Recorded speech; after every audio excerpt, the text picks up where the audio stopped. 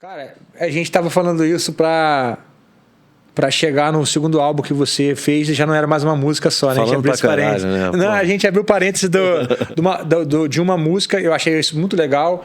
E a gente falou também dessa questão da década de 90. Até a década de 90, o álbum ele era trabalhado de uma outra forma, né? Como ele era consumido, como chegava nas pessoas. Tinha uma relação com o álbum. Sim. Que também a gente foi perdido isso, né? A ideia do álbum é uma coleção, né? Uma coleção de músicas. Você apresenta uma proposta, né? Sim, sim. Você não vê uma música, né? só. O single, sempre existiu o single, tá? Desde da época de Elvis. Mas era pensado do álbum. Às vezes o single se transformava num álbum. Gostei, vou transformar isso num álbum. Porque o álbum era importante tanto para a indústria quanto para o artista. Sim. Eu acho que hoje o álbum ele não é relevante. Eu não sei nem se ele existe, para ser bem sincero. Eu acho que o que existe são os feats, né?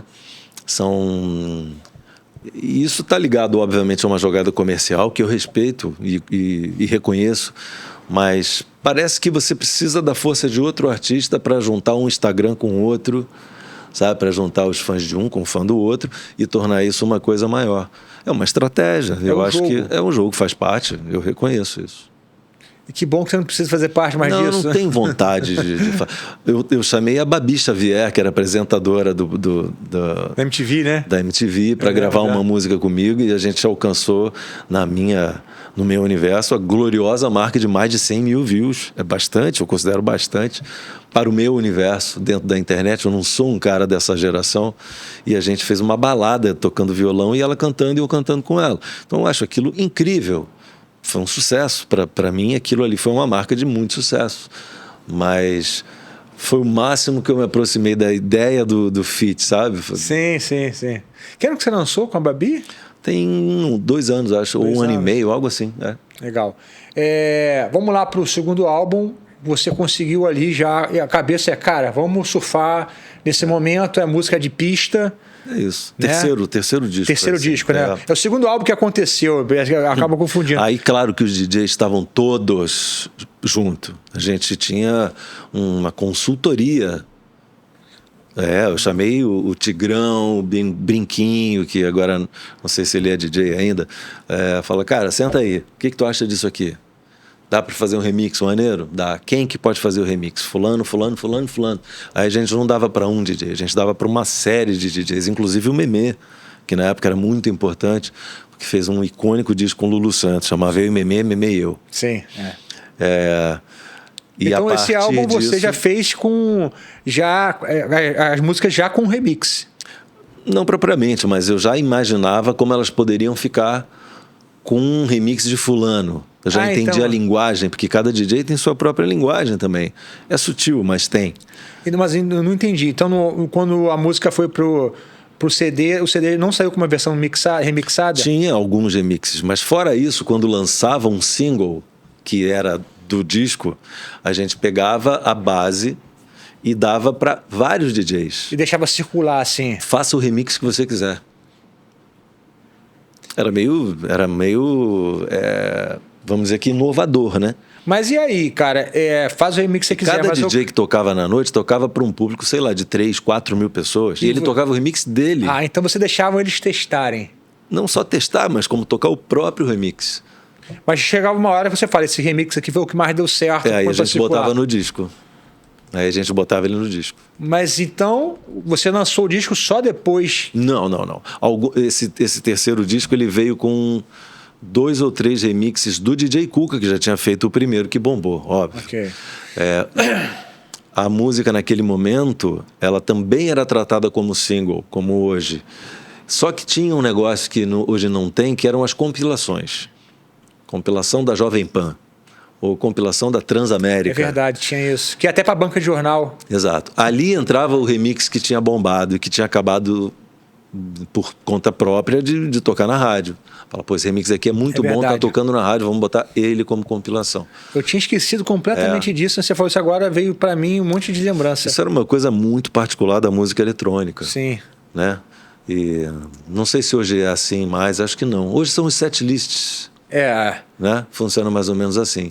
Naquele momento eram as compilações das rádios. Já era vamos dizer assim, uma célula. Sim. primordial da ideia do setlist, né? E ali vocês fizeram um álbum com 10 músicas, mais ou menos, também. 14. 14 músicas. Desse álbum, vocês tiveram mais 4 hits. Desse álbum não foram Boom. mais 2 hits, os outros 2 foram do próximo. Então, Ou seja, o que eu quero dizer com isso? A cada ano, cara, tinha pelo menos 2 hits bombando muito na pista e na rádio. Esse álbum, qual foi o primeiro hit que bombou? Na Gandaia. Na Gandaia, né? Que era o nome do álbum. Levanta a saia, entra na Gandaia, arrasta a sandália, que isso aqui tá muito bom. Aí essa música também fez a mixagem. Depois veio Shake Boom. Bota a lenha na fogueira. A gente gosta. Né? E aí foi. Isso tudo era muito importante naquele momento, porque as minhas músicas propriamente, elas tinham um signo muito próprio. Apesar de ser de pista, a pista era muito diferente do que eu fazia junto com os DJs. A gente pegava sempre essa história do Miami Bass, né? Sim. Que é uma levada muito específica. E aí era difícil para o DJ mixar. E aí quando surgiu o Shake Boom, depois na Gandaia, depois no disco da Tiazinha, o Tiazinha, que foi uma explosão também. Pô, o DJ pegava todas essas músicas e fazia o set inteiro daquela onda Miami Bass. Então a família super agradece esse período. Mas ele também tinha uma particularidade nesse tipo de composição, que era esse lance de alternar com um coro, né? Não era um coro, né? Como se dizer, como se fosse a banda dando apoio. Você cantava alguma coisa e tinha uma resposta, né? Sim, tinha mesmo. Isso virou uma marca sua também, né? Também, eu fazia questão porque isso era o povo. Eles faziam exatamente o que a galera cantava, né? Mexe a cadeira, hey! Esse rei era fundamental para aquele refrão ali. E era feito pela banda, pelas namoradas. Sim. Juntava todo mundo no estúdio. Não tinha, era o povo, eu queria uma voz de povo mesmo. Então tinha. Por isso que ele não é afinado, ele é desafinado mesmo. Entendi. Parece uma coisa meio de rap até isso aí. Totalmente. Isso vem daí. De alguma forma vem daí. De funk também. De funk também. Eu sou um pouco só. Avô dessa história toda do funk também. Porque os remixes, eles tocavam nos bailes funks. Eu fui nos bailes funks tocar. Você chegou a tocar em baile funk, muito. Cara? No Rio de Janeiro eu fui a praticamente todos. É mesmo? Com aquele paredão atrás ali. E eu tocava, eu ia lá e cantava. Sozinho? Sozinho, às vezes ia com a banda. Mas não tinha como fazer ao vivo com a banda. Né? Não tinha. Então, eu fiz... teve uma noite que eu fiz 8 playbacks. Em outro lugar diferente? 8 playbacks. Tum, tum, tum, tum, tum, tum. Rodei o Rio de Janeiro inteiro. Óbvio, depois de um tempo eu não fazia mais os playbacks. Eu falei, a partir de agora eu só quero fazer shows. E shows importantes e grandes e tal. Mas nessa época de playback, você tocava quantas músicas num lugar? Às vezes tu tocava 2, 3 músicas e já ia pro próximo. Eu tô ligado nisso aí, como que era. Era muito comum. Era um circuito paralelo, assim, aos shows, sabe? Que às vezes era em parceria com rádio. Sim, sempre tinha uma rádio envolvida, nem que fosse uma rádio regional, local, assim. Sim, era uma maneira de você circular na rádio, a rádio te apoiar e você apoiar a rádio, né? Isso dava muita grana, cara. Dava muita grana, principalmente porque você fazia, você fazia vários por noite, né? Então era uma forma importante, assim, de faturamento, né? Isso também monetizava, eu pensei que era mais uma troca. Não, e era caro. Era bem caro. E os bailes, assim, era incrível. Estamos falando de 4, 5 mil pessoas dentro de um baile, tá ligado? Então, assim, é uma coisa realmente muito genuína do Rio de Janeiro. Sim. Tem muita relação com a cultura carioca, né? Da Você nunca teve problema, não, em baile? Muito pelo contrário. Eu sempre fui querido, sabe? Eu sempre respeitei muito todo mundo também. Sim. Você chega na humildade para ser tratado com respeito e carinho também, né? É assim. Então sempre foi assim. Nunca teve medo do circuito também? Não. Nunca neguei fazer show em lugar nenhum. Eu sempre fui. Onde a galera queria, eu sempre fui.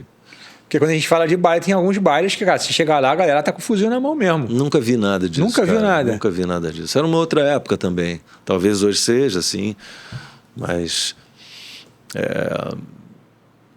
naquele momento eu realmente nunca vi nada parecido com isso. Nunca vi briga de galera, por exemplo, que era uma coisa muito comum. Mas tu entrava, fazia o teu e vazava, né? Estamos falando aí de 20 minutos. Entendi. Não dava nem tempo. Obrigado por ter assistido a esse corte do Starlink Cast. Você pode assistir o episódio completo aqui na descrição do vídeo. E aproveita se você é guitarrista para fazer parte da maior escola virtual do Brasil, exclusiva para guitarristas, tocando ali no QR Code ou então na descrição do vídeo. Te aguardo lá.